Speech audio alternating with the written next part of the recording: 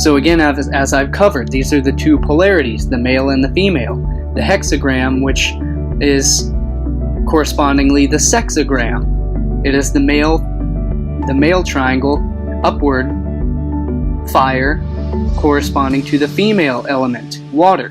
Downward triangle, downward tetrahedron. And these two tetrahedrons, these two polar vortexes, these vortices, they intersect and they create the magnetism of all life. It is the structure and the fundamental foundation of this universe. It's how everything in this universe works, electromagnetically, through these twin vortices. All life moves between two polarities. Without opposite poles, there can be no attraction and no repulsion. Without attraction and repulsion, there can be no movement. And without movement, no life. All that lives moves between an upward spiral toward growth and purification, or downwards through deterioration and degeneration towards death. But within nature, both forces always work in cooperation with each other. It was believed that this winged god created all the other gods as above, just as the nucleosomes are entwined within the genetic blueprint required for the creation of so below, here on Earth, which corresponds to the Egyptian deity called Neph, or Kneph, which was also depicted as the winged egg. Looking at the ancient mythological and spiritual teachings of cosmology, we clearly understand we're all about and inspired by the cycles and movements of the heavens and planetary bodies above. With the aid of the electron microscope, we're now able to delve deeper within the intracellular structures of the human cell, and perhaps come to understand how these stories are reflected within the physiological processes of the human body, what we coin as astrophysiology. And again, it's the divine nature, this is the divine wisdom of the human temple. So most foundational creation myths or stories were founded upon the primordial creation springing forth from the golden egg, or the cosmic Orphic egg. The Hindus had several creation stories or creation myths, but one of their myths was that Brahma hatched forth from a golden egg. The Egyptians also had the original creation story was the primordial cosmic egg was laid on the primordial waters by the Bennu bird, which was an Egyptian rendition of the phoenix, and it became associated with the ibis, which this is actually the significance of the Vatican court of the pine cone today, which is the pine cone, or in other words, it's the acorn, the golden egg shaped, as I will cover here throughout the presentation. Or which is the Ben stone, arising from the primordial waters of creation, which is why the overarching vault of heaven looms above the Ben stone, just as in the Egyptian goddess Nut looms over the Omphalos stone of Jeb, which is why the pine cone stone, the pineal stone, is surrounded by the Bennu birds, which are the peacocks. And as I mentioned earlier in the video, the golden egg is the significance of being the golden mean ratio. There are several mathematical ways to construct an egg, and one of those ways is using the phi golden ratio.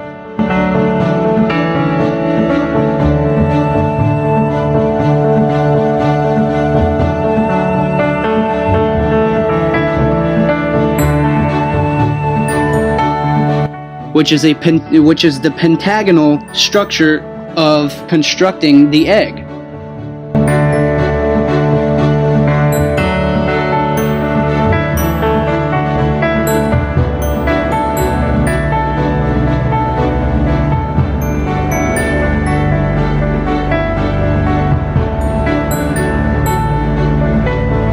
The egg can be constructed using the sine wave, which explains why the mythology is of the egg being laid upon the primordial waters, because it is constructed of the sine wave, the wave of creation.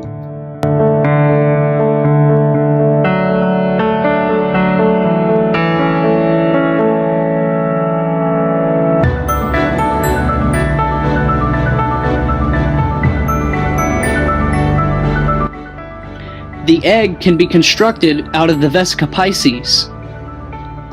So in other words, the egg is the seed of life.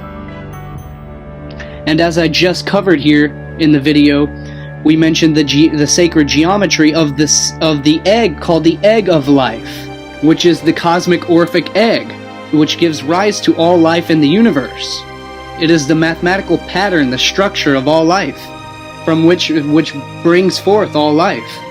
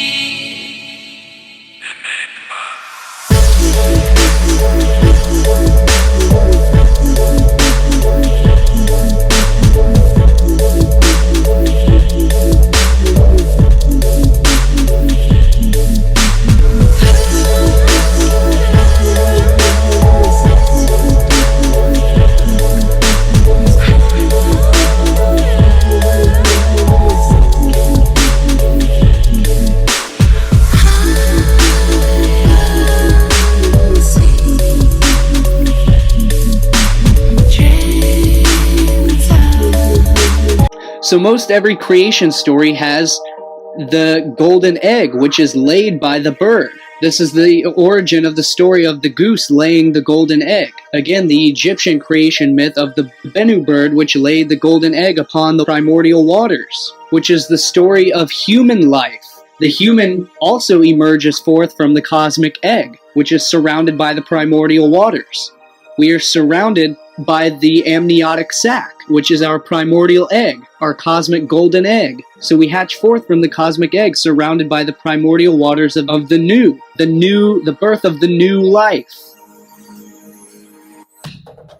So the golden egg is the mathematical ratio, the phi ratios, which actually include the sizes, the circumference, the radius of the Earth to Moon ratio, which is the Pythagorean triangle, which is known as the Earth-Moon egg. To quote Richard Merrick, things like the Earth-Moon system matches the geometry of a hen's egg in that both are a containment property of the golden mean. Knowledge of this cosmic egg geometry was apparently well known in the ancient world. The ancient Egyptian fable of the goose that laid the golden egg speaks this wisdom in philosophical terms long before Aesop wrote his fables. The Great Pyramid of Khufu made it real. This triangular building was once a temple to the mathematics of the Earth-Moon egg system, celebrating the golden mean in nature for all to see. The Egyptians knew that this divine proportion contained everything, and all things originated from it, bringing the world into a fine balance for life to evolve. The order out of the chaos, cosmos out of chaos. And people like Chiron Last falsely associate this to crazy assumptions and ridiculous beliefs, where it's actually the mathematical ratios, the golden egg ratio, the golden mean ratio of the Earth to Moon, the Pythagorean triangle, which was also incorporated the mathematics and the size ratios, the schematic ratios of the Great Pyramid of Giza, which also contained within it the ratios of phi and pi, and everything from the speed of light to the size, the circumference of the Earth, as well as the ratios of the sun to the moon, and all of these cosmic numbers, which I would love to include the clip from the revelation of the pyramids to display all of these mathematics to you, because the math is not my specialty.